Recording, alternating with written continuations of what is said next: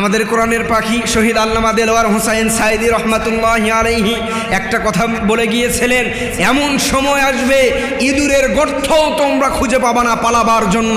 আজকে দেখেন সেই কথাগুলো কেমন বাস্তবায়ন হতেছে।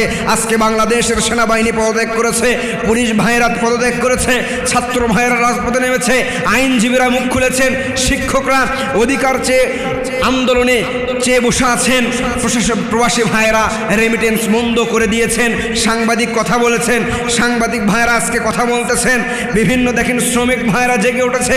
জনগণ বুঝতে পারতেছে আর কতক্ষণে শক্তি দিয়ে ক্ষমতা রাখবেন, কতক্ষণে মিথ্যা কথা বলবেন, কতক্ষণ মানুষদের উপরে জুলুম করবেন, কতক্ষণ ছাত্র ভাইদের উপরে জুলুম করবেন। আর কয়দিন পরে পাশে কাউকে পাবেন না, সেদিন সামনে আসতেছে ইনশাআল্লাহ। আস্তে আস্তে পালানোর সব দরজা বন্ধ হয়ে যাবে। আল্লামা দেলোয়ার হোসাইন সাইদি রহমাতুল্লাহি আলাইহি বলে গিয়েছিলেন,